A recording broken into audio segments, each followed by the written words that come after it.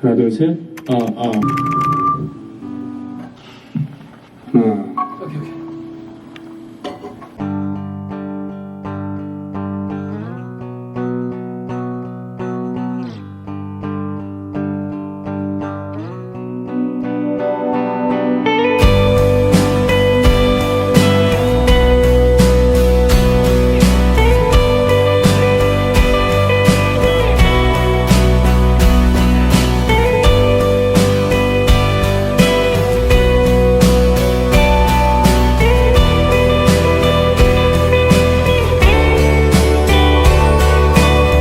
일기를 쓰는 것처럼 내게만 말하고 싶지만 부끄러운 일들이 많아 이렇게 거리를 떠도네. 일기를 쓰는 것처럼 담담히 살고 싶지만 욕심이 너무도 많아 이렇게 세상 핑계 대네. 가끔은 빛날 때도 있었나 그나마 순수한 때도 있었나 일기를 쓰는 것처럼 일기를 쓸 때처럼 일기를 쓰는 것처럼 무언가 남기고 싶지만 가진 게 너무도 없어 아직도 멀었다 하네.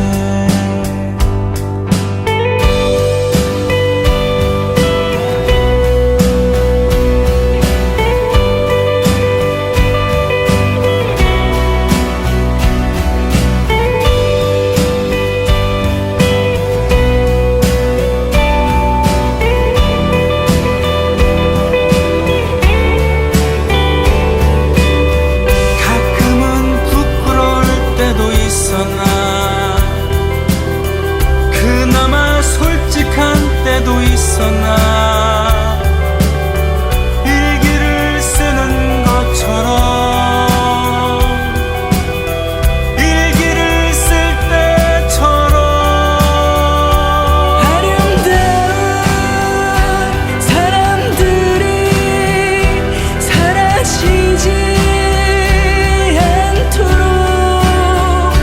쌓인 눈이 녹지 않고 높은 곳을 그리워하네.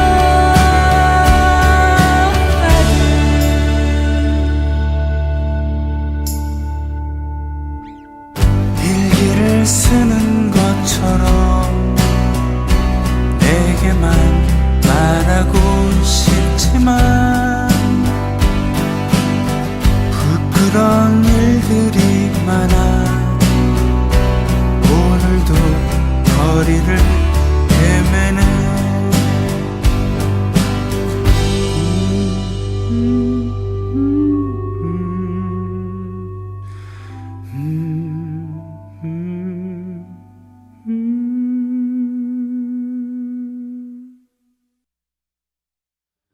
안녕하세요. 노래 만들고 부르는 손병휘입니다.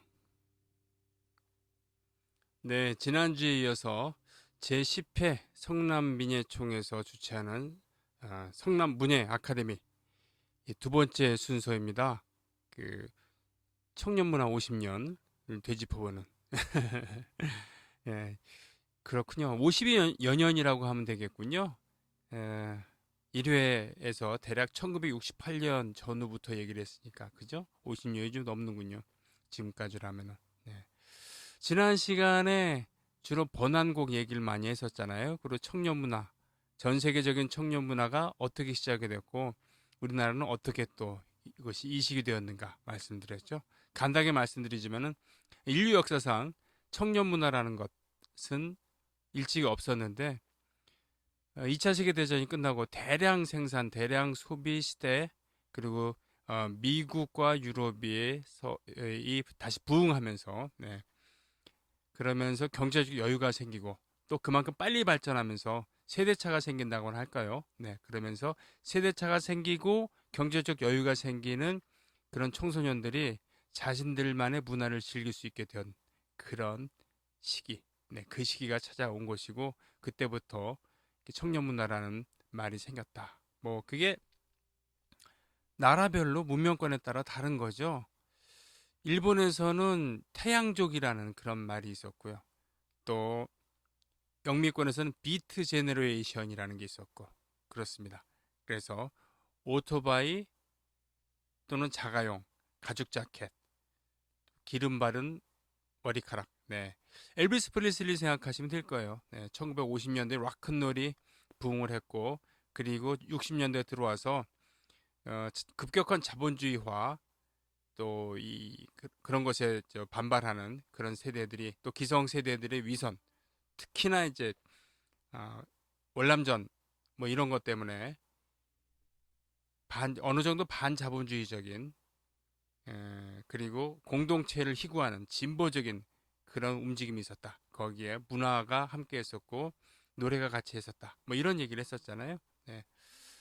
어, 오늘은 그렇게 그 와중에 우리나라에도 그런 문화들이 이식이 되는데 여기서 이식이라고 표현하는 것은 뭐냐면은 일제시대 때는 일본을 통해서 주로 일본을 통해서 일본을 거쳐서 한번 필터링된 문화들 그런 노래들이 유행을 했고요. 그리고 해방 후에는 역시 비슷하게 미국을 통해서 필터링된 문화들이 이렇게 오는 건데 쉽게 얘기하면은 일제시대 때 뽕짝이라는 것은 그 당시에 최신 유행 가요였던 거죠. 그런 것처럼 해방 이후에 특히 한국 전쟁 이후에 영미권의 팝송이라 불렀던 것은 또 당시에 가장 힙한 그런 문화였던 겁니다. 네. 그런데 예를 들면 그거죠. 일제시대 때 그런 뽕짝에 어울리는 그런 곡들을 써왔었던, 불렀었던 그런 가수들, 그런 작곡가들이 갑자기 영미풍의 그런 노래를 만들 수 없으니까 일단은 들리는 대로 그것을 번안해서 쓰기도 하고 뭐 이런 과정이 좀 있었겠죠. 그러면서 익숙해지면서 서서히 그런 풍에 근접한 그런 노래를 만드는 시대가 오는 것이죠. 그것은 어느 곳이나 마찬가지인 것 같아요. 뭐 하다못해서 우리가 중국을 통해서 또는 우리가 또 독자적으로 이룩한 문명 이것이 바다 넘어서 일본으로 전해질 때 일본인들은 뭐 백제 왕인 박사라던가 등등 또 기술자들을 통해서 일방적으로 배웠겠죠. 그리고 모방을 했겠죠. 그러면서 자신의 것을 창조해가는 것 아니겠습니까? 네, 음악도 마찬가지인 것이죠. 네. 그런 면에서 트로트라고 불리는 뽕짝이라고 부르는 그런 이 장르가 일본을 통해서 이렇게 배운 것이다. 라고 하는 것에 대해서 근원적인 거부감을 가질 필요는 없는 것 같습니다. 네. 학술적으로 연구를 뭐 해서 이제 판명이 되는 거지만 그럴 리가 없다라고 생각할 필요는 없다는 거예요. 예. 이 뽕짝이라고 하는 것, 트로트풍의 노래라는 것은 바로 서양의 음악어법을 일본식으로 받아들여서 이렇게 발전한 것일 테니까요. 자, 그래서 그런 면에서 드디어 그러니까 번안곡을 위주로 하다가 창작의 세계로 진입하는 참 짧은 시기예요. 1968년에 지난주에 제가 말씀드렸다시피 트윈폴리오 송창식 윤영주 송창식의 트윈폴리오가 결성을 했다. 그들은 모두 번안곡을 불렀다라고 했잖아요. 그리고 1968년에 한대수 씨가 귀국을 했다. 이렇게 얘기를 했잖아요. 그리고는 마지막 곡으로 한대수 씨의 행복의 나라로를 부르면서 1부를 마쳤잖아요. 네, 오늘 2부. 그래서 바로 그 한대수 씨부터 시작을 하겠습니다. 한대수. 네. 이분은 지금 뉴욕에 살고 계시죠? 1948년생이고 할아버지께서 신학대 학장이셨습니다. 그리고 그 서재에는 책도 많고 언제든지 음악을 들을 수 있는 환경도 있었겠죠. 아버지께서는 핵 물리학자였는데 미국으로 유학을 떠나신 다음에 행방불명이 되었다는 겁니다. 그래서 할아버지 슬하에서 자라나다가 마침 할아버지가 미국의 교환 교수 뭐 이런 거겠죠. 이런 걸로 가시게 되면서 소년 한대수도 미국을 가게 됩니다. 그러면서 그 당시가 1960년대 초중반 뭐 이러니까 한창 지난번에 말씀드린 일본이래 미국의 청년 문화, 이 한복판에서 한대수 씨가 그 호흡을 하게 된 것이죠.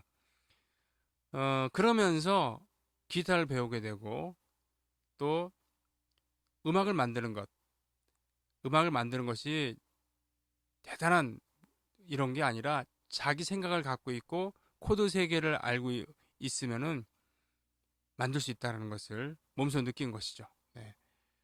그러면서 1948년생이라 그랬잖아요. 청소년 시절에 우리나라에 와서 고등학교를 다니고 다시 미국으로 갑니다. 가서 사진을 배우죠. 사진을 배우고 이런 과정을 거쳐서 68년에 귀국을 한다. 예. 그러면서 나타난 모습은 장발에 가죽 부츠에 뭔가 좀 당시는 해외여행을 뭐 아무나 가는 게 아니었기 때문에 아무나 가는 게 아니었기 때문에 그것들이 그러니까 이분이 한국에 나타났을 때 그런 용모라는 것은 뭐라 그러나요? 그 당시 가장 최첨단, 가장 힙한 무리들인 히피, 그래요. 히피의 그것이라고 볼 수도 있겠고 또 선망의 대상이 되기도 하겠죠. 그렇죠. 지금임과 그 당시의 대한민국의 그런 위상 차이는 정말 비교 자체가 되지 않는 것 아니겠습니까? 당시 1인당 국민소득이 100달러 하나 됐을까요? 1968년이라고 한다면. 네. 지금 뭐 수출을 8천억 달러 이렇게 한다고 치면은 당시에는 천억이 뭡니까? 100억 달러 됐을까요? 뭐 100억 달러도 안 됐어요. 네. 맞습니다. 예. 그래서 100억 달러가 뭐예요? 10억 달러 됐을까? 그렇죠. 그리고 정치 체제는 아시다시피 5.16 쿠데타를 통해서 집권한 박정희 정권이 장기 집권의 태세로 전환될 그럴 때 그 무렵이었죠. 그러니 사회 분위기나 이런 것은 정말 지금이랑 다릅니다. 뭐 1968년 1월 21일에는 북한의 특수부대원들이 청와대를 습격했었잖아요. 그 유명한 121 사건. 그 중에 딱 한 명, 김신조 씨가 생포됐고 이분은 나중에 열렬한 반공투사가 됐죠. 그리고 이 사건을 계기로 예비군이라는 게 생기지 않았습니까? 네. 뭐 이랬던 때입니다. 이랬을 때 장발에 가죽부츠를 신고 부산 사투리가 섞인 영어를 쓰면서 나타났던 청년 한대수가 장안에 나타난 거죠. 장안에 등장을 해서 가장 힙한 곳에 요즘으로 따지면 홍대 앞이나요? 이런 데 나타나서 생전 처음 들어보는 자기가 만든 노래를 불러주는 겁니다. 즉 외국 팝송을 얼만큼 세련되게 따라 부르느냐, 연주하느냐, 또는 그것을 번안해서 부르느냐라는 것이 당시에 우리 청춘들의 모습이라고 한다면, 그런 걸 가지고 경쟁하는 게 우리 모습이라고 했었다고 한다면 한대수 씨는 아닌 거죠. 쉽게 얘기하면은 본토의 분위기를 물씬 풍기면서도 자신의 노래를 부르는 겁니다. 그것이 준 충격은 엄청났다고 합니다. 뭐 한번 좀 들어볼까요? 물 좀 주소 물 좀 주소 목마르요 물 좀 주소 물은 사랑이요 나의 목을 간지며 놀리면서 어깨 보내네 아가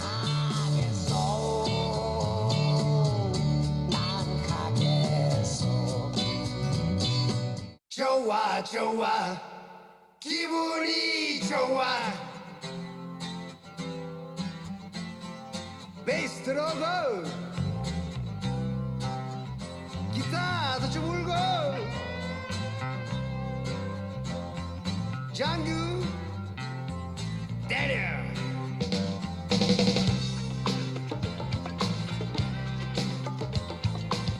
바람아 불어라 불고 불고 또 불어라 우리 아버지 멧돼잡이 내리면 돌아온다 이거 좋아 좋아 기분이 좋아 좋아 좋아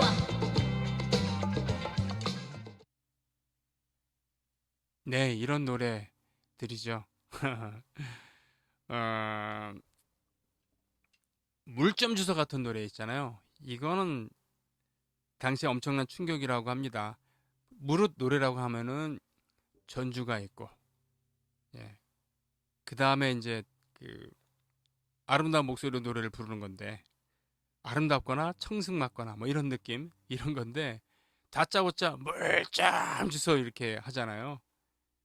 예. 찌그러진 목소리로. 예, 그리고 등장하는 일렉 기타, 베이스 기타, 드럼. 예. 이런 건데 그리고 카주라는 악기 빠바바 이런 소리 나죠. 네. 한디수 씨는 당시에 포크락 앨범을 만들고 싶어 했대요. 포크락이라는 것은 통기타의 감성을 갖고 있는 가사가 중요시되는 그런 포크 음악에 락을 입힌 거죠. 락 리듬을 입힌 건데 이것이 1965년에 일부에서 소개해드린 밥 딜런이 창시했다고 하는 게 정설입니다. 네. 그때 참고로 밥 딜런은 맨날 통기타만 치면서 노래 부르다가 밴드를 이끌고 무대에 섰을 때 굉장한 야유를 받았다고 해요. 네. 심지어는 뭐 계란을 던졌다, 또 코드를 뺐다, 네? 앰프의 코드를 뺐다 이런 얘기도 있는데 왜냐하면 당시의 포크 음악이라는 것은 공동체, 진보 이런 거를 상징을 했었기 때문에 자본주의를 상징하는 그런 일렉 사운드 이런 것을 용서할 수 없다라는 그런 느낌이 좀 깔려 있던 거죠. 정서가 깔려 있었던 겁니다. 그 포크 공동체 내에서는 그걸 소비하고 듣고 또 같이 이제 그러니까 뭐 좀 약간 좀 과장하면은 미국의 그 당시 포크 음악은 운동권의 음악 또 젊은이들의 음악 뭐 이런 느낌이 좀 있었다는 얘기죠. 네. 아무튼요.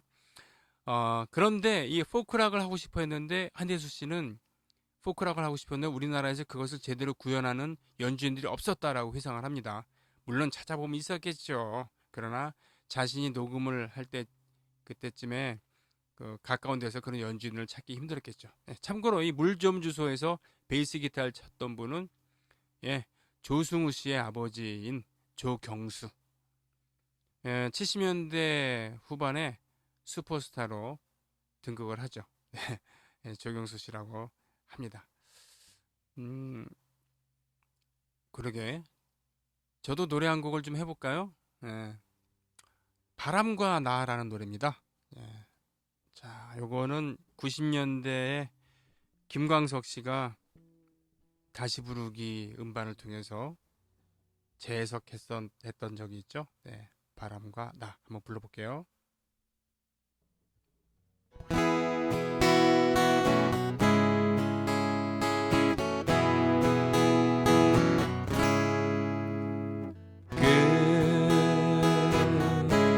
끝없는 바람 저 험한 산 위로 나뭇잎 사이 불어가는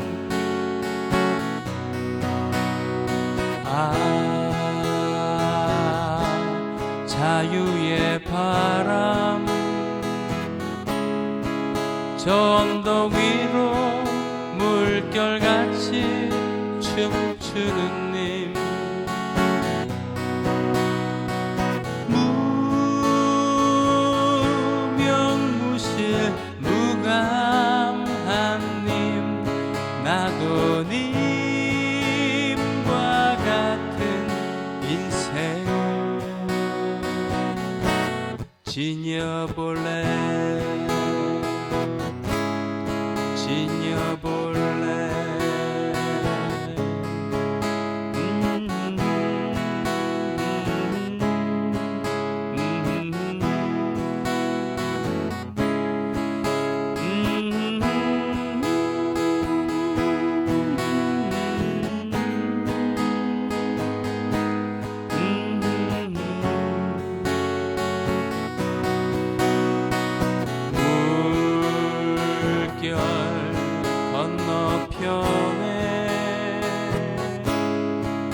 황혼에 젖은 산끝보다도 아름다운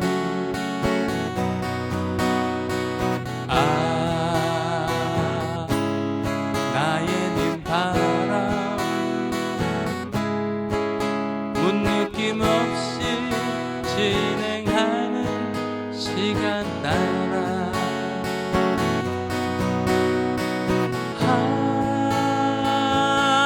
하늘 위로 구름 따라 문목 여행하는 그대여 인생은 인생은 인생은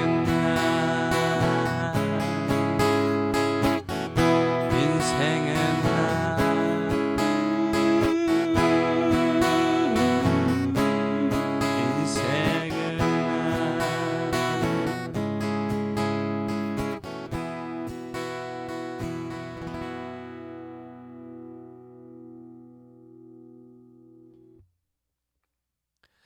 사실은 오늘 참 두려운 날입니다. 이 문예 아카데미 민예총 성남 민예총이 준비한 문예 아카데미 이걸 제가 왜 한다 그랬을까? 한대수 선생 같은 대가의 음악은 함부로 이렇게 이야기하고 부르는 거 아니거든요. 저는 그렇게 생각합니다. 부담이 됩니다. 그런데 이 얘기를 하고 노래를 불러야 되다니. 예. 예. 어쨌든 바람과 나였습니다. 한대수 선생은 사실은 처음에 자신의 음반을 냈다기보다는 이런 음악을 들은 친구, 선후배들이 충격을 받고서 한대수 씨의 음반을 불러요. 예. 녹음을 하죠. 언제? 이분이 군대를 갔을 때. 해군에서 복무를 했대요. 근데 그러니까 군대 얘기는 평소에 안 하십니다. 왜냐하면 이분은 자신을 경계인이라고 표현을 할 때가 많아요. 왜냐하면 부산 출신이긴 하지만 청소년 시절에 미국을 왔다 갔다 하면서 영향받은 게 많았죠. 그런 사람이 당시의 군대 문화에 제대로 적응을 했을까요? 아니었겠죠. 고생을 많이 하지 않겠습니까? 얼차려와 구타가 횡행했던 그런 군대 생활. 예. 어쨌든 군대에 다녀왔을 때 바로 친구 선후배들이 한대수 씨가 만든 노래들을 부르고 다니는 거죠. 음반 녹음도 하고. 요즘처럼 저작권의 개념이 확립된 게 아니어서 저작권자도 모르게 작곡가도 모르게 이런 일이 비일비재했었고, 더군다나 그 당시에 통기타 군단은 더더욱 그런 이 소유의 개념보다는 공동체 개념이 더 강하다고 하니까요. 네. 그랬었다고 합니다. 네. 그래서 이제 제대한 다음에 음반을 만들 기회가 생기는 거죠. 그래서 발표를 했던 게 지금까지 이야기했던 그리고 또 듣기도 했었던 그런 노래거든요. 그리고 이 집을 발표를 하게 됩니다. 고무신이라는 그 음악이 들어있는 그런 그 음반을 발표하게 되는데, 이게 그 한대수 선생이 사진을 배웠다 그랬잖아요. 네. 그래서 뭐 우리나라 외신 영자신문에 사진 기자로도 활약을 했습니다. 네. 그 당시에 뭐 미국까지 가서 사진을 공부하고 했던 사람이 얼마나 되겠습니까? 게다가 영어도 가능했으니까. 네. 그랬었는데 그래서 사진을 자기가 찍어서 철조망 위에, 당시에는 뭐 이 뭡니까, 군부대나 공공시설에만 있던 게 아니라 철조망이라는 것이 주택가에도 많이 있었으니까요. 왜냐하면 이제 도둑들도 많고 치안이 좀 불안한 면이 있을 테니까요. 네. 깨진 유리병 같은 것을 벽 위에 이렇게 시멘트 반죽하는 거 위에 이렇게 꽂아놓기도 하고 그랬었어요. 도둑들 못 나오게. 네. 어쨌든 철조망 위에 고무신이 걸려있는 자켓, 그것부터가 뭔가 당시에 군사 정권이 보기에는 거북한 거죠. 그리고 그 안에 들어있는 음악들도 거북한 겁니다. 군사문화라는 건 뭡니까? 수능해야 되고 획일져야 되고 그래야 되는데 뭔가 조금 삐딱선을 탄다고나 할까요? 반항한다고나 할까? 지금 선진주국 창조해야 되는데 예, 그런 거 못 참죠. 그래서 한대수 선생의 이 집 같은 경우는 금지 판정을 받습니다. 그런 경우들은 워낙 비일비재했기 때문에 뭐 새삼스러운 게 아닙니다만 그러면서 그런 상황에 절망한 한대수 선생은 어느 순간 다시 미국으로 가게 되죠. 미국에서 칭기스칸이라는 이름의 밴드를 결성해서 활동을 하기도 하고 또 자신의 앨범 작업도 하고 뭐 그렇습니다만 그분의 자서전을 읽다 보면은 그 뉴욕에서 주로 이렇게 생활을 하셨는데 뭐 생계는 뭐 사진을 찍어서 해결하기도 하고 뭐 그렇습니다만 그 분투하는 과정이라던가 또는 개인사라던가 읽다 보면 참 재밌어요. 그동안 자서전을 여러 권 내셨죠. 예.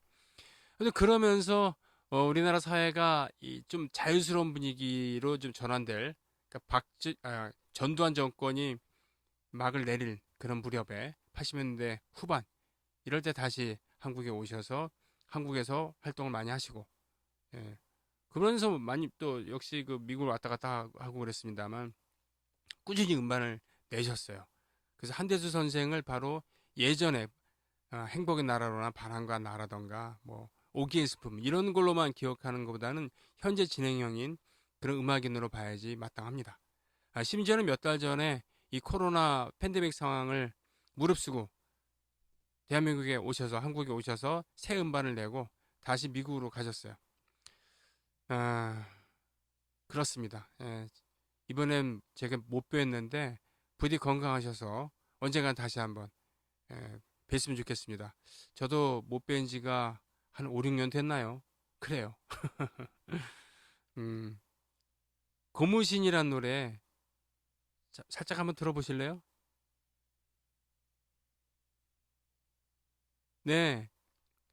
이것도 역시 좋아, 좋아 하면서 이게 시작을 하죠.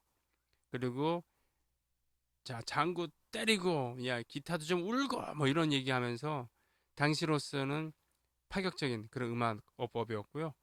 그 외에도 사실 그 21세기 들어서 발표했던 이러저런 음반들도 보면은 어, 현재 진행형이구나, 음악인이구나.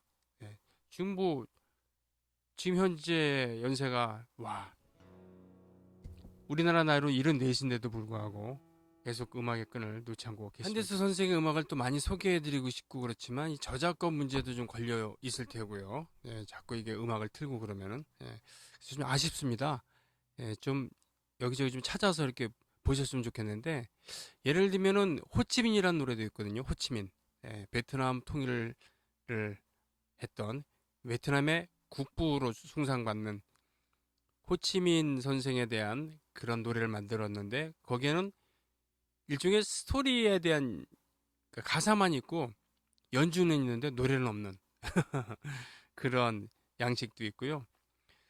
또 이주 노동자들의 삶에 대해서 이야기한 겨울새를 본다 같은 거기 음악 같은 거 보면은 실제로 브라질 출신의 이주 노동자가 타악기 주자로 또는 구음으로 어, 참여를 하기도 하고 말이죠. 이러저러한 실험적인 요소 또 영어를 잘하는 분답게 영어로 만든 노래들도 있고 뭐 그렇습니다. 본인이 또 어, 사진 작가이기 때문에 자켓도 신경을 많이 쓰고 하여튼 좀 아쉬운 게 한대수 선생에 대해서 좀 더 이렇게 특히 음악을 하시려는 분들 같은 경우는 공부를 하시는 게 좋겠다라는 그런 권유를 합니다. 참고로 기억나는 게 하나 있다고 한다면 몇 년 전에 그것도 한 7, 8년 됐나요 벌써 예술의 전당에서 히피의 밤이라고 하는 한대수 선생의 헌정 공연이 있었어요. 예, 히피의 밤. 저도 그때 이정열 씨랑 하고 같이 노래를 했었던 기억이 나네요. 예. 이렇게 아무튼요. 근데 오늘은 한대수 선생이 그 음악 세계 이분에 대한 그 음악 세계를 딱히 얘기를 하려면은 특집을 몇 번 해야 되는데 오늘은 그것보다는 창작 음악, 창작 포크 싱어송라이터로서 우리에게 준 충격, 그 당시 청춘들에게 준 그런 영향에 대해서 얘기를 하니까 이 정도로 얘기를 하겠습니다. 예. 그러면은 싱어송라이터로서의 그 한대수 선생이 이런 뭐라 그러나 어느 정도는 미국의 영향을 받은 그런 공기를 가지고 그 당시 청춘들에게 영향을 주었다고 한다면 토종이라고 할까요? 네. 그런 느낌으로 최초 본격적인 포크 싱어송라이터는 누구였나? 누구겠습니까? 바로 김민기 선생이죠. 1951년 전라북도 익산 출신. 10남매의 막내라고 전 알고 있는데 그때 부친께서 이 전란의 와중에 학살을 당하셨다고 들었습니다. 네. 그리고선 어찌어찌해서 중고등학교를 서울에 있는 경기고등학교에서 다녔는데 엄청 활동적인 그런 학생이었다고 하죠. 지금으로 치면 동아리라고 하는 그런 클럽 활동을 정말 많이 한 건데 뭐 미술도 하고 연극도 하고 음악도 하고 보이스카우트 하고 엄청난 활동을 했다고 합니다. 그리고 이제 대학을 서울대학교 미학과를 가게 되는데 그러면서 이미 조숙했기 때문에 고등학교 때 곡을 쓰기도 하고 그랬단 말이에요. 예. 근데 김민기란 이름이 70년대 그런 학생운동 그런 거야 밀접한 관계를 맺을 수밖에 없었던 그런 사건들이 생기는데 그런 건 바로 대학에 입학해서 만난 사람들 그런 만난 공기가 다르기 때문이죠. 예. 일단은 그 얘기를 하기 전에 제가 김민기 선생이 고등학교 때 만든 노래를 한 곡 하겠습니다. 고등학교 때 만든 노래예요. 여러분이 많이 아실 만한 노래입니다.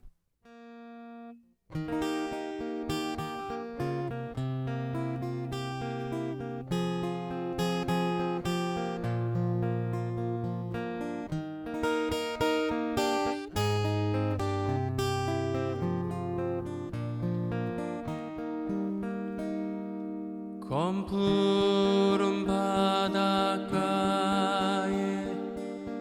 비가 내리면 어디가 하늘이고 어디가 물이요 그 깊은 바닷속에 고요히 잠기면 무엇이 산 것이고 무엇이 죽었어 눈앞에 떠오는 친구의 모습 흩날리는 꽃잎 위에 어른거리요 저 멀리 들리는 친구의 음성 달리는 기차 바퀴가 대답하려나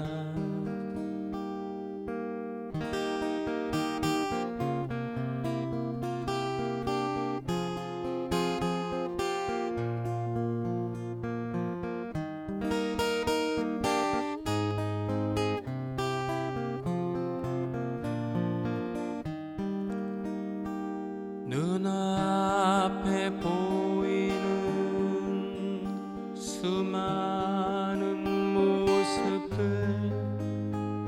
그 모두 진정이라 숨겨 말하며 어느 누구 하나가 홀로 일어나 아니라고 말할 사람 누가 있겠어. 눈앞에 떠오는 친구의 모습 흩날리는 꽃잎 위에 어른거리요 저 멀리 들리는 친구의 음성 달리는 기차 바퀴가 대답하려나 달리는 기차 바퀴가 대답하려나.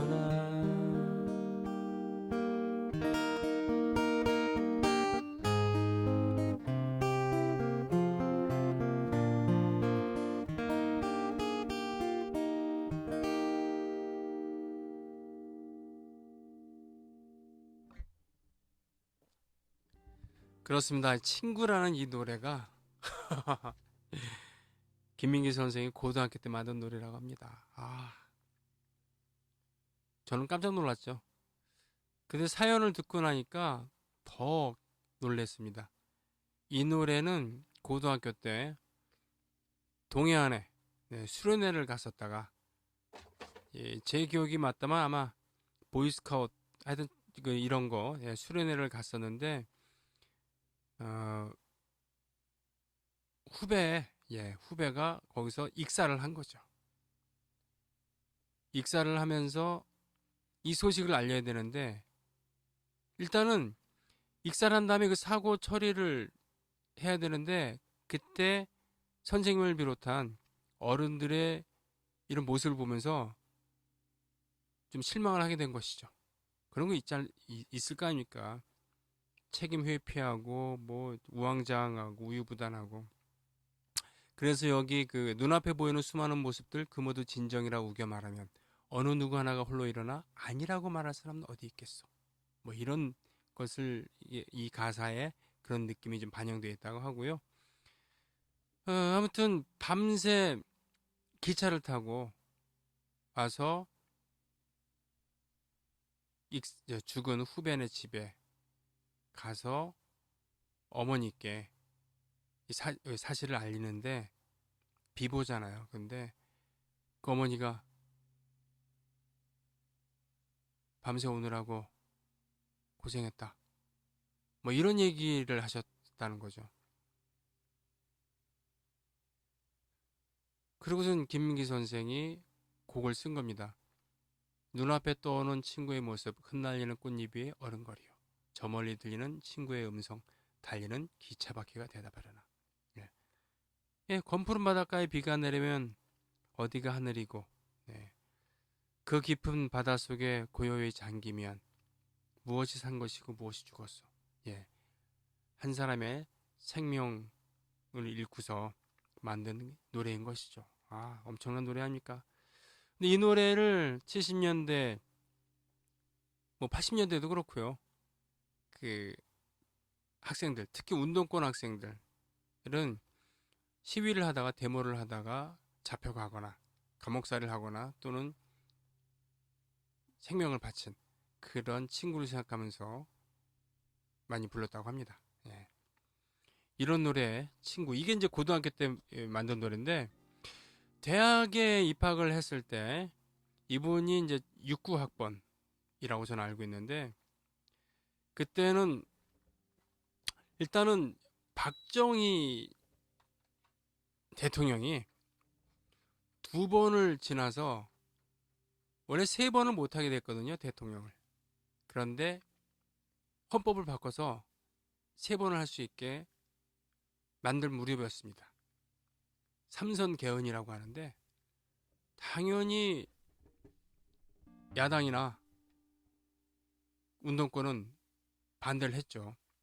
왜냐하면 박정희 정권 자체가 쿠데타로 시작이 된 정권이었고 2번 했으면 됐지 왜 헌법까지 고쳐갖고 하느냐라는 것은 당연히 반발할 수 있는 거잖아요. 예.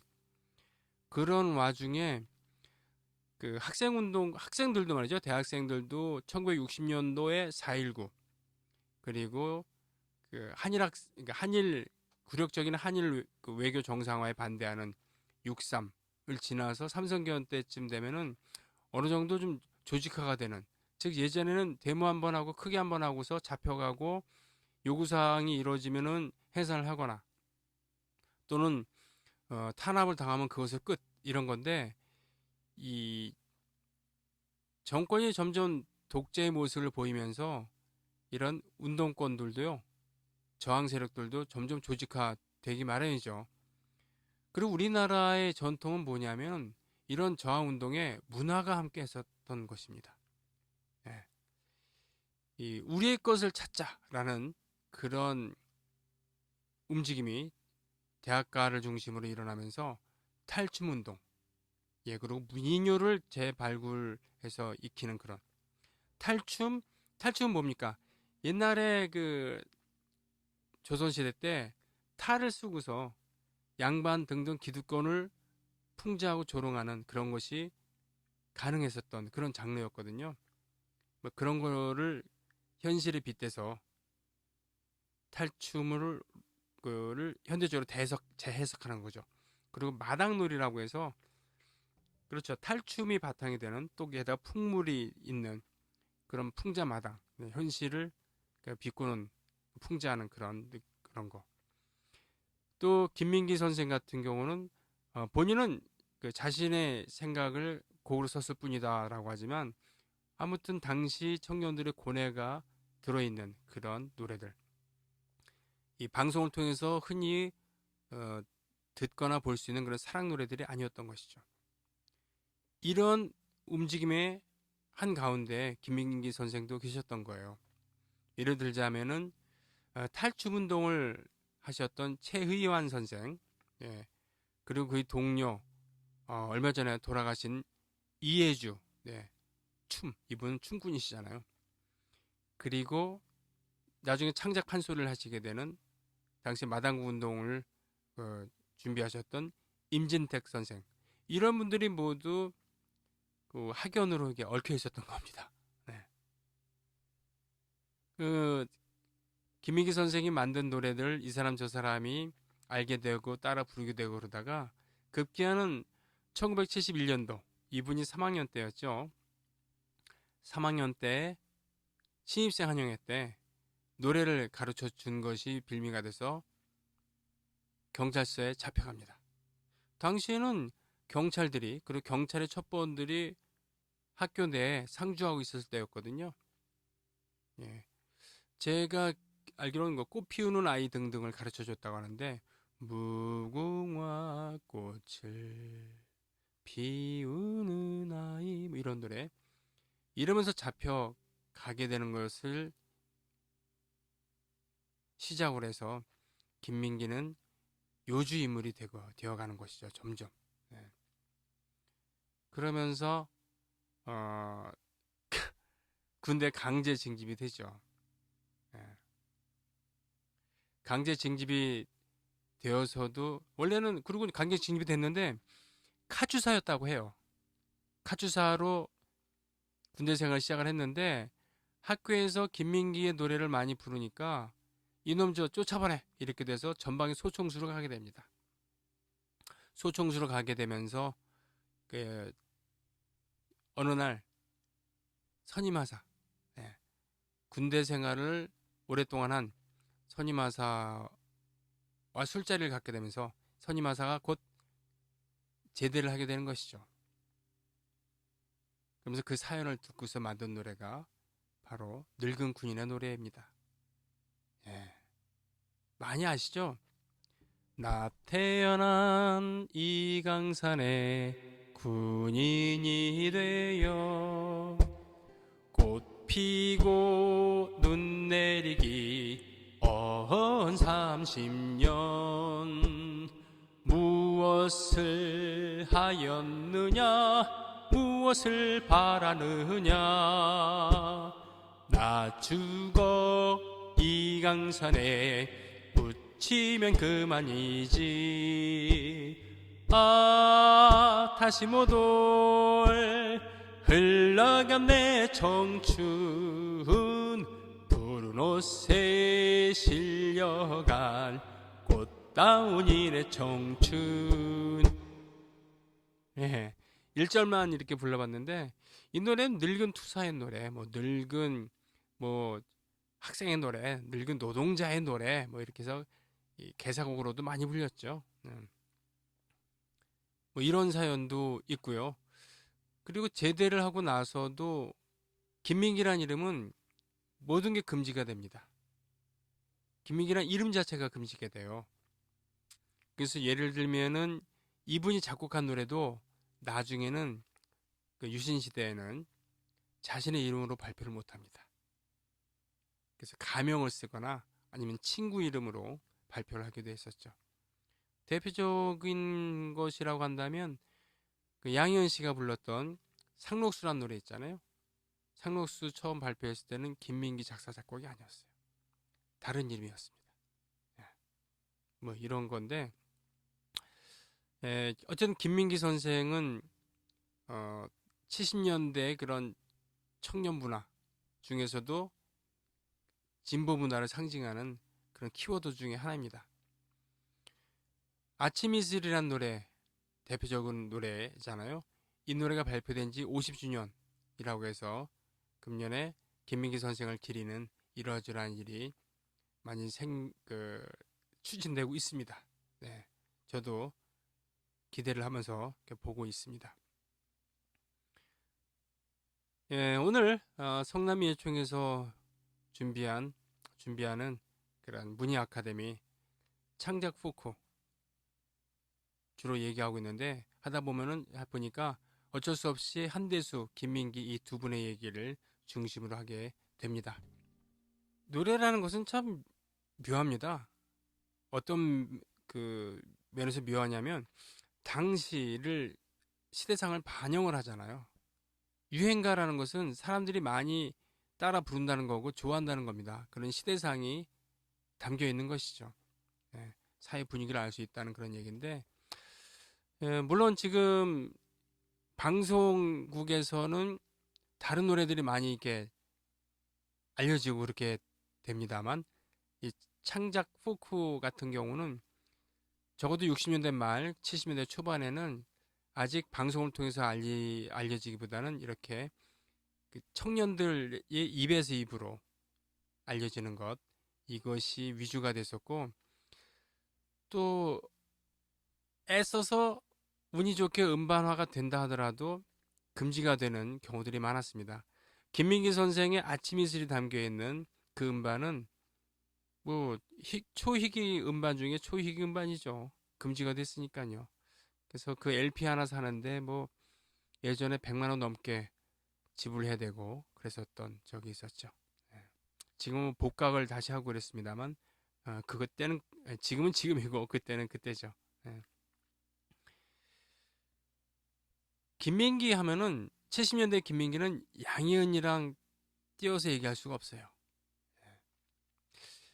당시에 청년 문화는 어떤 식으로 노래는 어떤 식으로 이렇게 향유가 되었는가라고 할 때 지금처럼 인터넷도 없고 SNS도 없고 그리고 TV를 통해서 이렇게 많이 알려지는 것도 아닌 그때는 음악 감상실을 통해서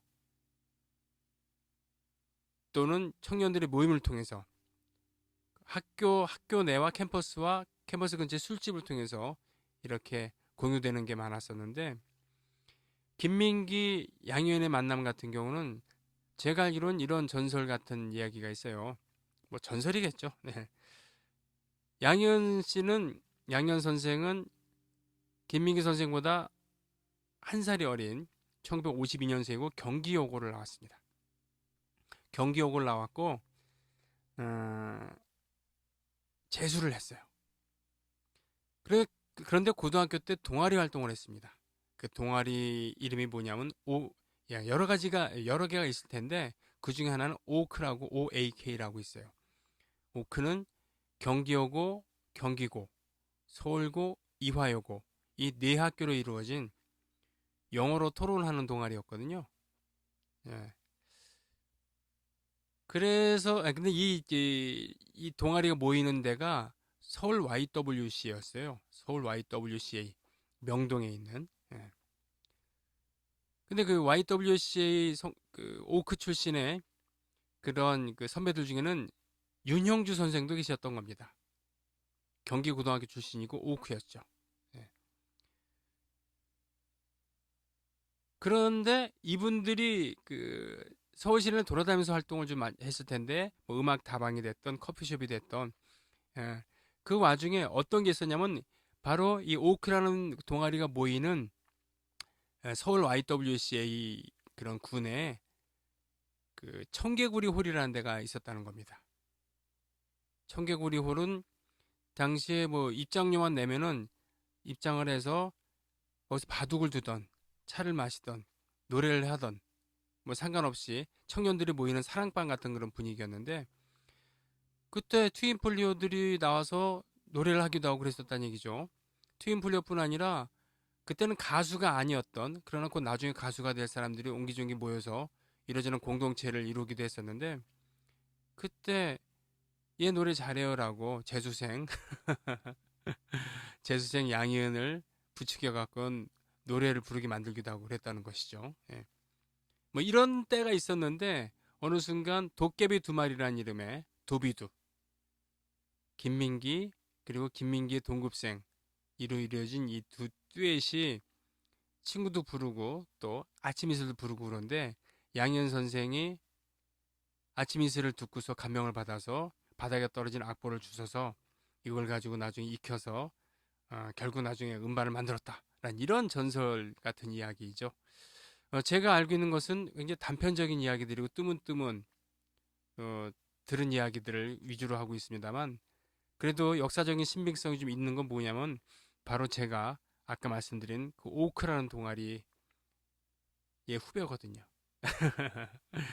예, 대선배님들입니다. 윤형주, 양현 이런 분들은 대선배님들인데 저도 오크라는 동아리를 다닐 때 우리가 어땠었냐면 처음에 그 토요일 오후 2시 반쯤에 시작을 하는데 시작을 할 때 팝송 노래, 영어로 된 노래 한 곡씩 부르면서 시작을 했어요.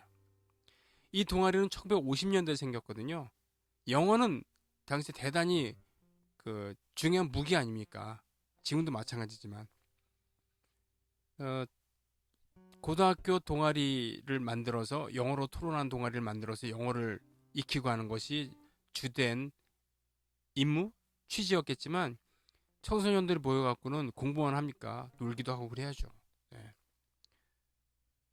그리고는 이러저런 그 제가 1년에 한 번씩 파운데이션 파티라는 것도 했거든요. 창립 파티, 파운데이션 파티 이런 거 할 때는 이 그 1학년, 2학년생들이 열심히 연습을 해서 노래도 발표하고 연극도 하고 영어 연극도 하고 영어로 스피치도 하고 춤도 추고 뭐 별걸 다 했어요. 예.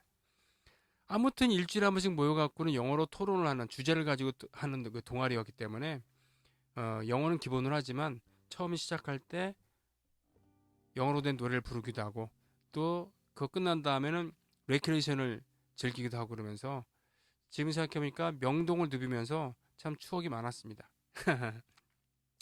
아무튼 다시 이야기로 돌아가자면 바로 그 서울 YWC 한쪽 구석에 있었던 청개구리 홀이라는 곳에서 청년들이 많이 모여서 이러저러한 걸 하면서 노래를 발표하기도 하고 부르기도 하고 뭐 이랬었다는 것이죠. 네. 또 이런 곳이 거기만 있었던 게 아니라 카톨릭 청소년 센터 바로 서울 YWCA에서 몇백 미터 떨어지지 않은 곳에 있었는데 거기 또 해바라기 홀이라는 곳이 있었는데 거기서 모여서 놀던 청춘들이 나중에 해바라기라는 사중창단을 만들기로 하고 나중에는 우리가 알고 있는 사랑호를 부르고 있는 해바라기라는 이름으로 전승이 되기도 합니다. 즉 새로운 사조, 새로운 문화적인 이런 느낌을 갖고 있었던 청춘들은 그런 식으로 자기들끼리 동아리 이런 공동체를 만들고 그런 분위기 속에서 자신들은 모르고 있는 사이에 어떤 새로운 문화를 만들어가고 있었던 것이죠. 예.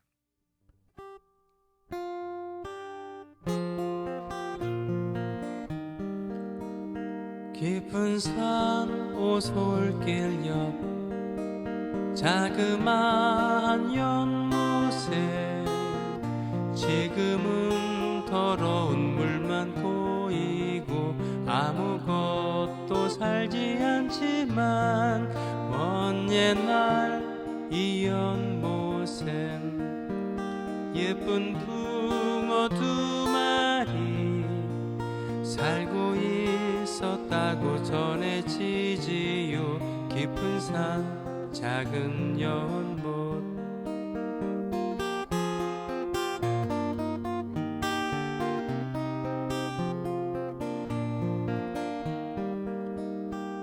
어느 맑은 여름날 연못 속에 붕어 두 마리 서로 싸워 한 마리는 물 위에 떠오르고 그놈 살이 썩어 들어가 물도 따라 썩어 들어가 연못 속에는 아무것도 살 수 없게 되었죠. 깊은 산 오솔길 옆 자그마한 연못에 지금은 더러운 물만 고이고 아무것도 살지 않죠.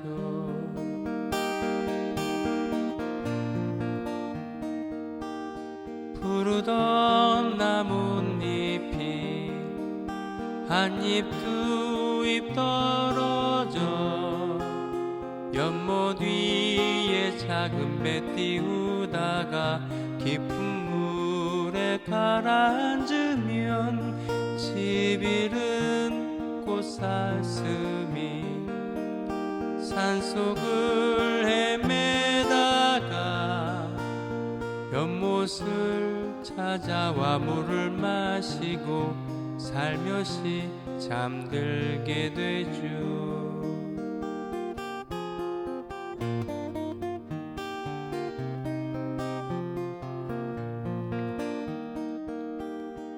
해는 서산에 지고 저녁사는 고요한데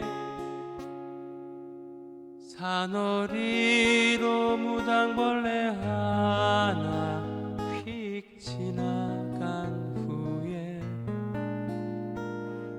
검은 물만 고인 채 끝없는 세월 속을 말없이 몸짓으로 헤매다 수많은 계절을 맞죠.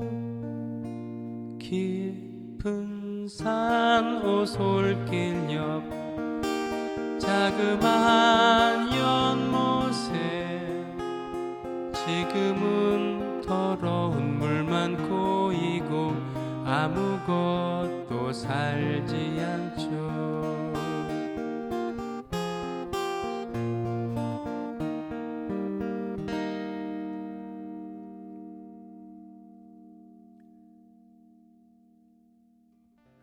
뭔가 아름다운 듯하지만 뭔가 잔혹동화에 가까운 그런 노래 아닙니까? 예. 예. 작은 연못이라는 노래. 우리에게는 양희은 선생의 목소리로 많이 알려져 있죠. 예. 1970년대 초에는 이렇게 양희은 선생의 목소리로 김민기 선생의 노래가 많이 발표됐어요. 예. 양희은 1집 같은 거 들어보면은 일부 번안곡 빼놓고는 거의 김민기 선생의 노래다 이렇게 볼 수가 있죠. 예. 페르소나라고나 할까요? 페르소나. 김민기 선생이 만든 노래를 가장 정확하게, 가장 멋지게 전달한 그런, 반영하는 그런 노래죠. 예. 가수였죠. 예, 뮤즈, 페르소나 이렇게 얘기할 수 있겠는데, 어, 양현 선생의 목소리는 당대로서는 굉장히 파격적인 목소리로 였다고 합니다. 즉 예전에 트로트를 불렀던 여가수들은 뭔가 좀 청순하거나 청아하거나 간드러지는 그런 느낌이었고, 팝을 부른 가수들 같은 경우는 현미 씨나 뭐 그런 분들 보면 약간 허스키한 느낌의 그런 건데, 이분의 목소리는 맑으면서도 당당해요. 맑지만 청승맞지 않고 청아하지만 또 힘찬 목소리. 그 목소리에 많은 사람들이 열광을 했죠. 그 아류작들도 나오기도 하고 뭐 그렇습니다만, 작은 연못, 예, 노래 이렇게 나왔습니다만, 김민기 선생이 활동을 좀 못하게 됐을 때, 군에 가 있거나 또는 자유롭게 활동하지 못할 때 이주원 선생의 곡을 받아서 노래를 부르기도 했었습니다. 그때 내 꿈을 펼쳐라 같은 노래, 내님의 사랑은 이런 노래를 부르기도 했었죠. 예. 양현 선생이 자신이 곡을 가사를 쓰고 곡을 쓰게 된 것은 한참 후입니다. 예. 그런 의미에서 김민기 선생이 만들고 또 양현 선생이 부른 노래 중에 특이한 노래가 이렇게 하나 있어요. 그 노래를 또 불러볼까 합니다. 그 서울로 가는 길이라는 노래인데, 김민기 선생은 뭐라 그러나요? 당시로서는, 지금도 그렇습니다만, 그냥 단순한 싱어송라이터가 아니라 하나의 장르라고 볼 만큼 대단히 큰 영향을 미쳤는데요. 이 장르라는 것은 이 개인이 장르라는 뜻이에요. 어떤 특정한 음악적인 장르를 에다가 가둘 뿐이 아니라 다방면으로 영향을 많이 미쳤는데, 지금 불러들을 노래 같은 경우는 상당히 전통적인 어법이거든요. 지금 그 아침 이슬 같은 경우는 상당히 팝적이고, 작은 연못 같은 경우는 매우 포크적이고 또 동요 비슷한 느낌이 있는데, 지금 부를 노래들은 좀 전통적인 그런 가사도 그렇고 선율도 그렇고요. 한번 들어보실래요?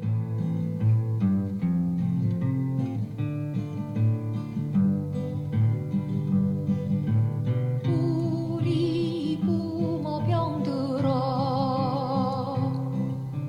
누우신 지 3년에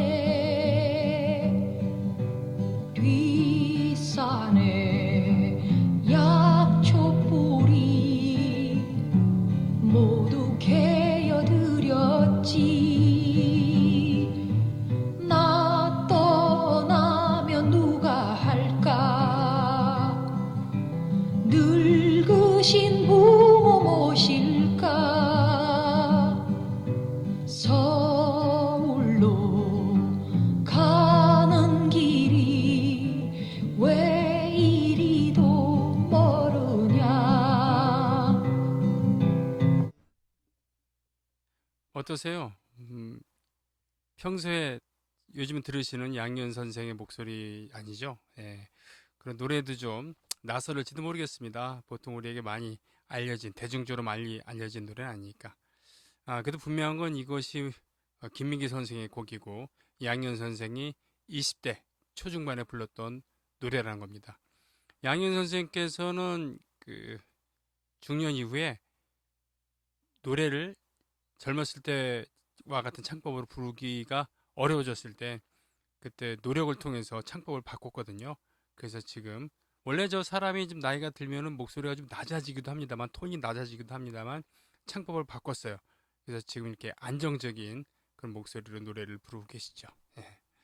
예, 아무튼 김민기, 양현 이 작곡가와 가수의 만남이란 것은 정말 대단한 측면이 있다고 생각을 합니다. 네.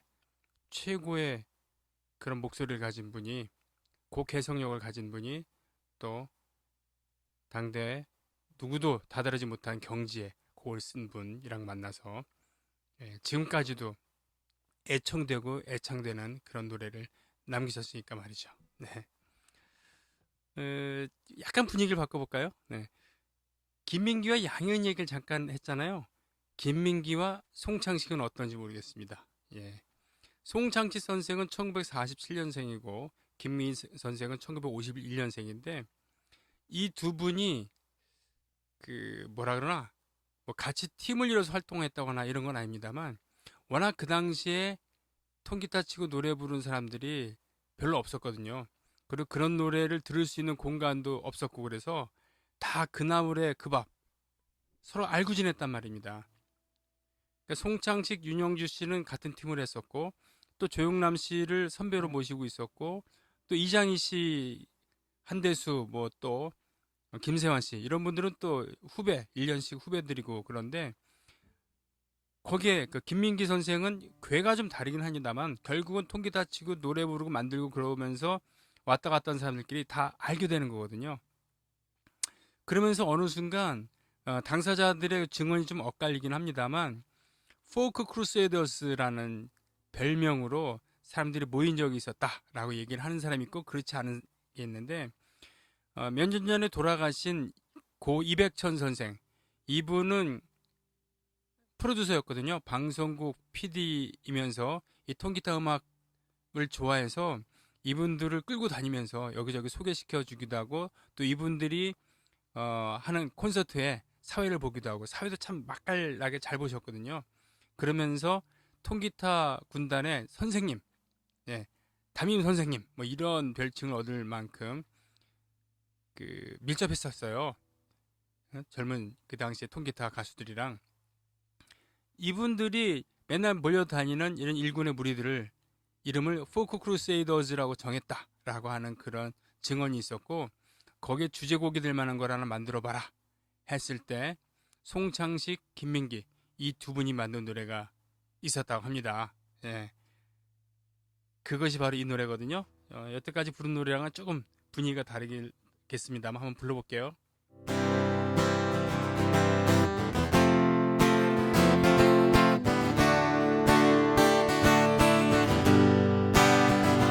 보라 동해에 떠오르는 태양 누구의 머리 위에 이글거리나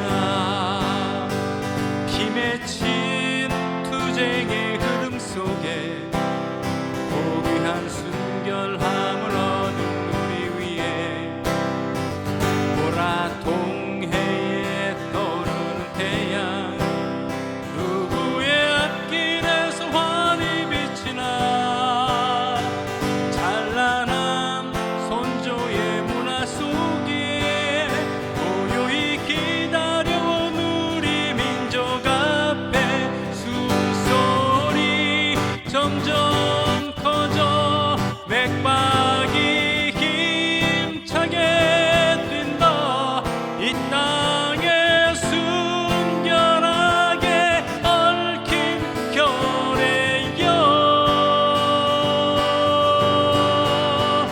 보라 동해에 떠오르는 태양 우리가 간직함이 옳지 않겠나 숨소리 점점 커져 맥박이 힘차게 뛴다 이 땅에 순결하게 얽힌 결의여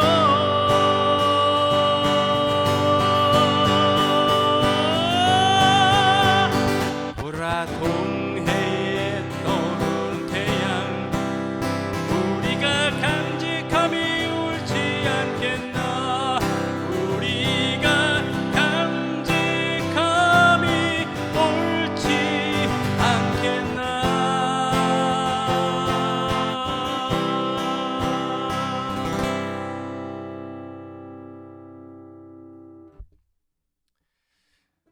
그렇습니다. 내 나라 내 결의라고 하는 이 노래가 바로 김민기, 송창식, 김민기 선생이 같이 만든 노래입니다.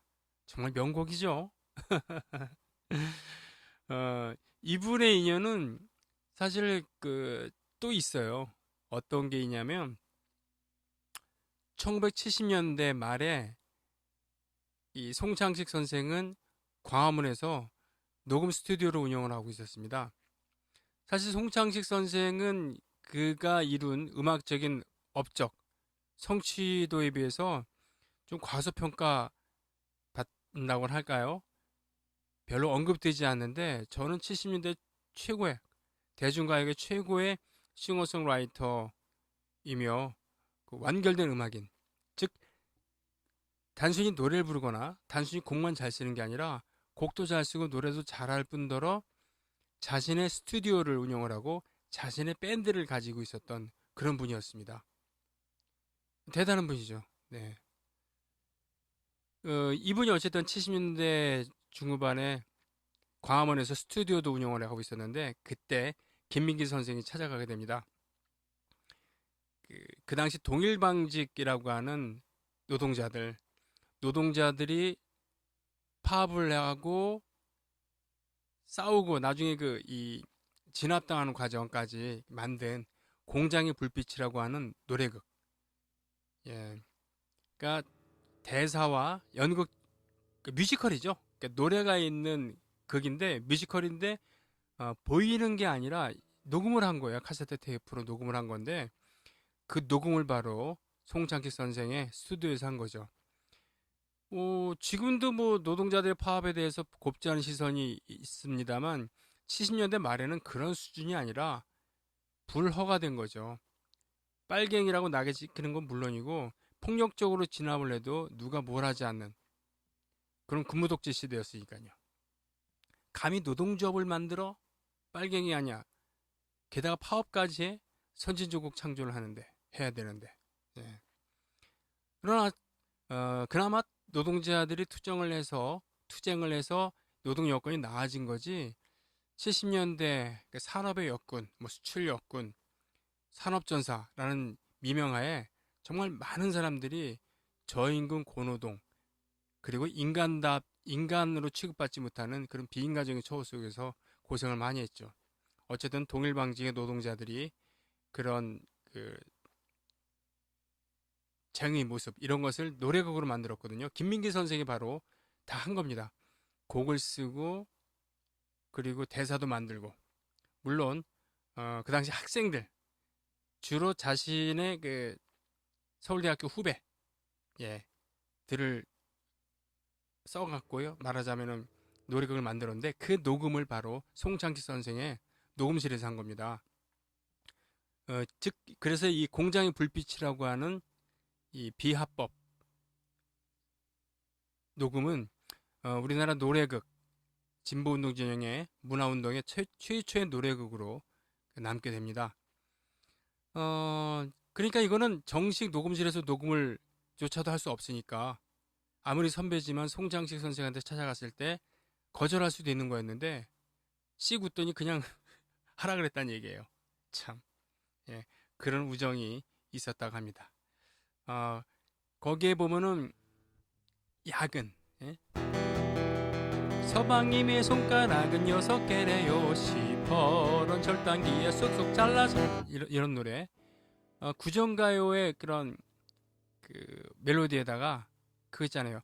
뭐 대령중년 소령은 뭐 이런 거 그 멜로디에다가 가사를 붙인 거죠. 또는 공장의 불빛이라고 하는 동명의 노래도 있고요. 또 돈 벌어 개같이 벌을 했다 돈만 벌어라 뭐 인정사정 볼 곳 없이 돈만 벌어라 이런 노래도 있었고요. 뮤지컬이라 보니까 노래극이라 보니까 이렇게 저런 다양한 노래들이 많이 했는데 오늘은 바로 이 공장의 불빛이 수록이 돼 있고 피날레 곡이었으며 나중에 1990년대 초반에 김민기 선생이 대표로 해서 그 기획이 되었던 한겨레 신문사랑 해서 했던 결의의 노래라고 하는 프로젝트 그리고 그 음반에 바로 송창식 선생이 부르기도 했었던 그 노래를 지금 불러볼까 합니다.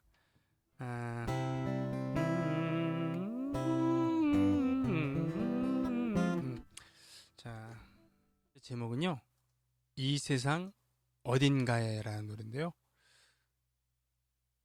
아름답고 슬프고 또 희망이 있는 그런 노래이기도 합니다.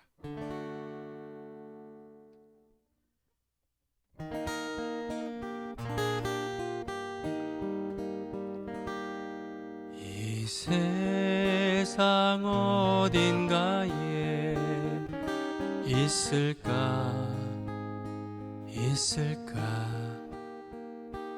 분홍빛 고운 꿈나라 행복만 가득한 나라 하늘빛 자동차 타고 나는 화사한 옷 입고 잘생긴 머슴애가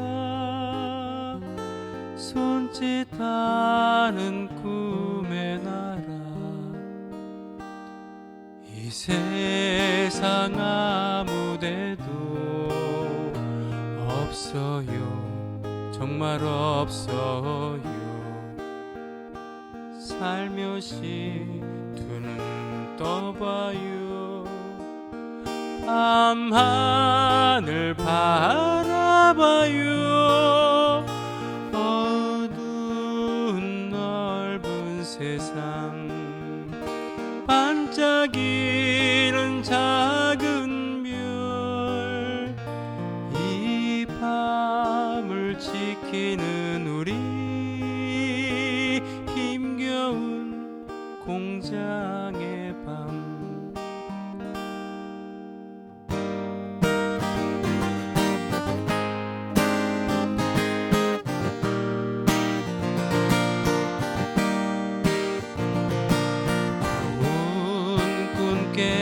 깨어나면 아쉬운 마음뿐 하지만 이젠 깨어요 온 세상이 파도와 같이 큰 물결 몰아쳐온다 너무도 가련한 우리 손에 손 놓치지 말고 파도와 맞서 보아요 큰 물결 몰아쳐온다 너무도 가련한 우리 손에 손 놓치지 말고 파도와 맞서 보아요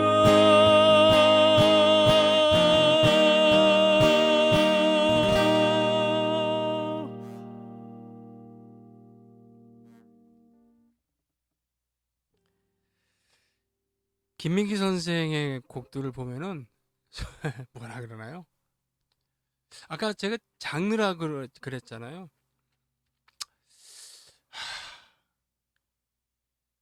하나의 그냥 산맥이라고나 할까요? 음악을 하면 할수록 이분이 참 얼마나 위대한 일을 했나라는 걸 알 수 있게 됩니다. 20대 초반의 나이에, 아니 10대 말의 나이에 자신이 생각을 가지고 수준급의 가사를 쓴 예? 연령을 초월해서 말이죠. 그 깊이, 조숙함. 이거 음악적으로도 말이죠. 아까 뭐 구정가요를 재해석한 것도 있었고 그 락큰롤 같은 것도 있었잖아요. 블루스도 있었습니다. 예를 들면은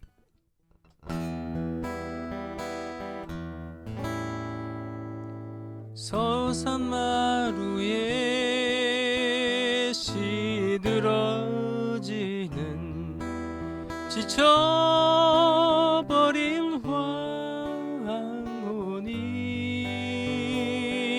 황혼이 장에 그리운 낡은 커튼 위에 희미하게 넘실거리네. 뭐 이런 지지촌이란 노래인데요. 이거 블루스잖아요. 아주 잘 만든 블루스 아닙니까? 그리고 새벽에 일어나 어두컴컴한 나를 나서라, 이런 노래도 있었죠. 새벽길 가른 같은 이런 노래도 있었고요. 또 갈숲 지나서 산길로 접어들어가 몇 굽이 넘으니 열린 곳이, 이런 거, 네, 이런 노래도 있었어요. 그러니까 음악 장르의 다양한 음악 장르를 초월해서 거의 모든 곡, 이분이 만든 거의 모든 곡이 명곡이라고 할 수 있습니다. 예. 아까 오늘 한대수 선생께서는 긴 시간을 두고서, 물론 그 중간에 공백도 좀 있긴 했습니다만 꾸준히 음악을 해오셨잖아요. 그런 미덕이 있는 거고, 김민기 선생 같은 경우는 80년대 이후로는, 특히 90년대 접어들어서는 음악보다는 연극, 뮤지컬 이런 게 주력을 하셨잖아요. 그래서 학전 소극장, 극단 학전 대표를 맡아서 지하철 1호선 대표적인 그런 그 연극이죠. 오랫동안 하고 있는 모스키토 같은 작품들의 그 주력을 하고 계시죠.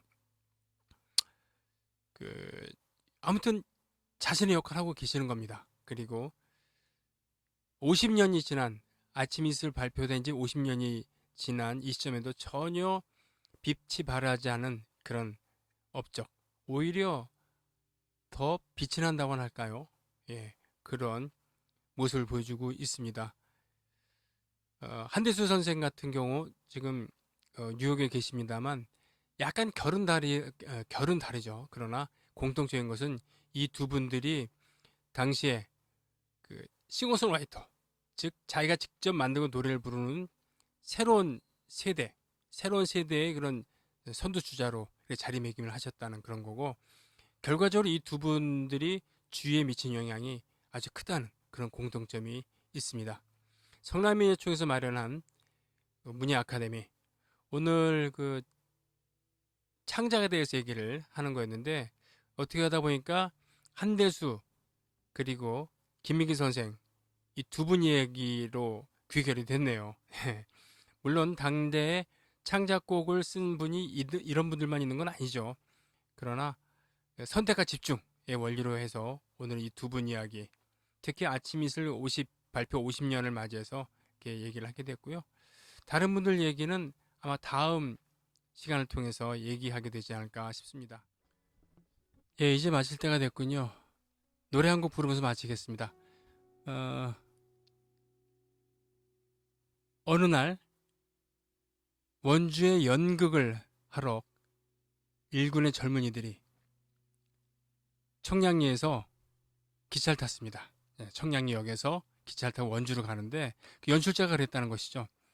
노래 한 곡이 부족하다. 오늘 연극을 올려야 되는데 한 곡 정도 있으면 좋겠다.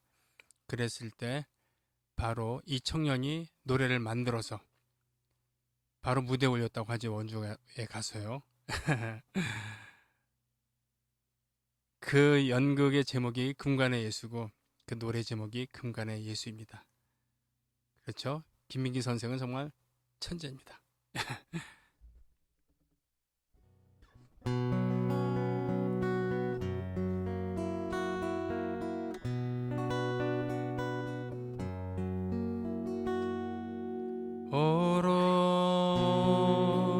얼어붙은 저 하늘,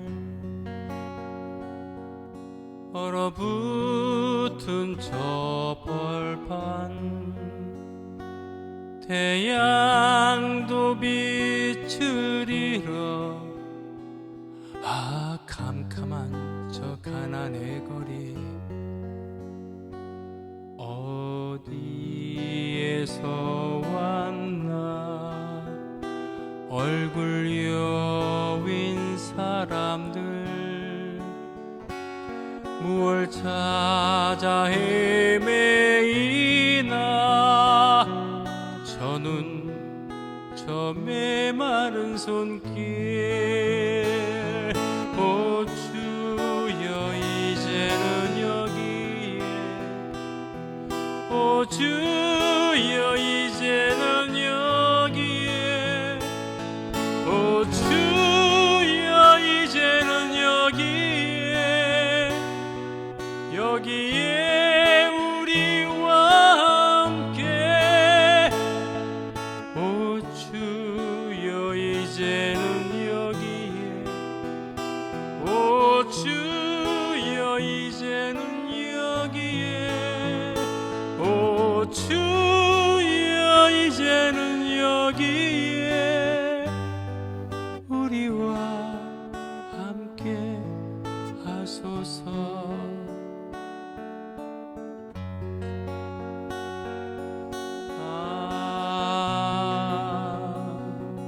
거리여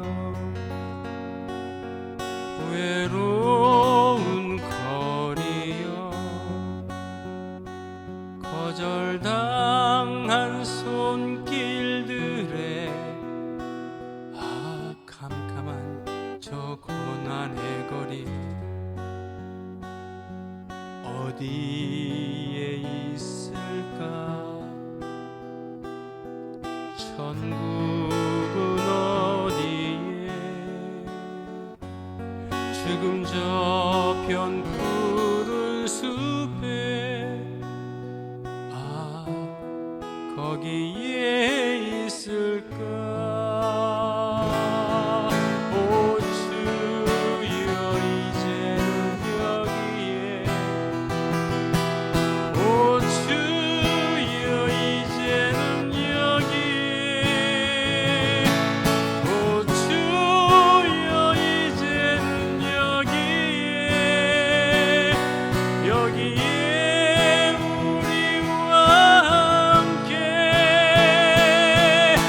오 주여 이제는 여기에 오 주여 이제는 여기에 오 주여 이제는 여기에 우리와 함께 하소서.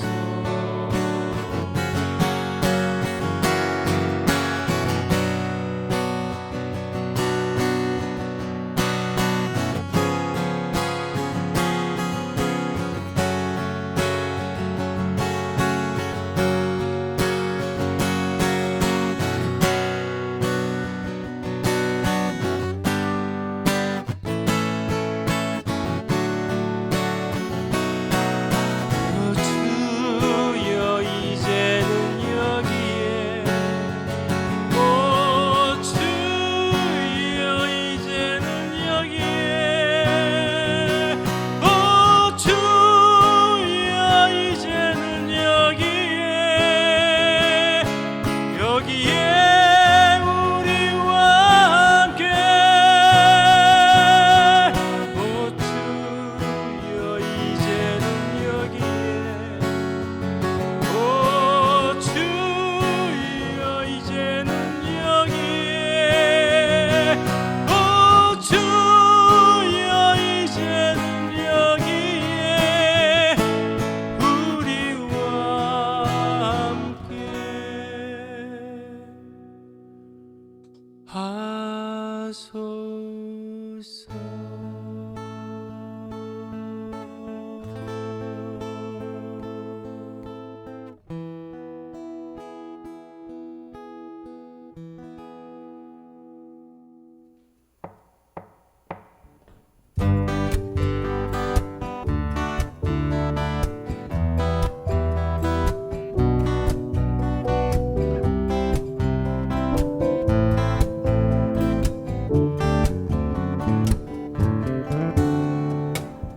나의 노래가 그대의 그늘진 삶의 작은 위로 될 수 있을까. 나의 노래가 그대의 지친 어깨를 부축할 수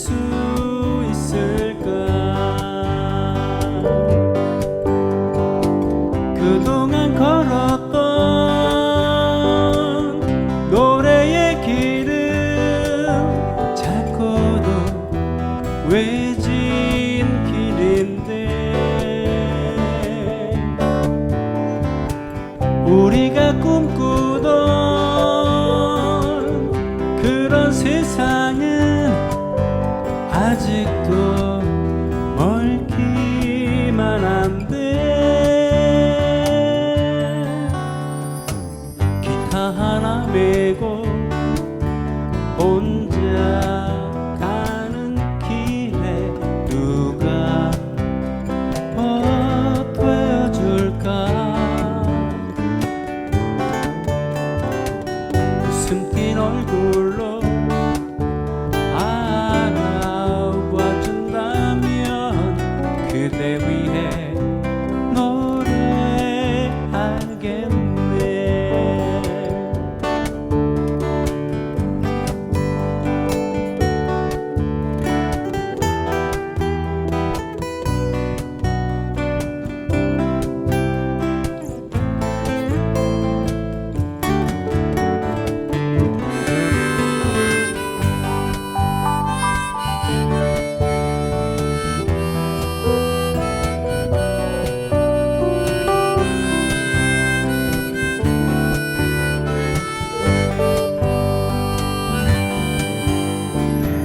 그동안 걸었던 노래의 길은 작고도 외진 길인데 우리가 꿈꾸던 그런 세상은 아직도 멀기만 한데 하나 메고 혼자 가는 길에 누가 버텨줄까 웃음 띤 얼굴로 알아봐준다면 그대 위해 노래하겠네.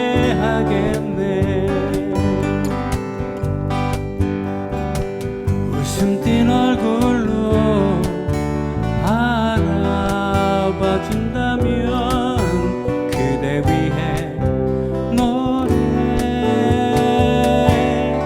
노래하겠네.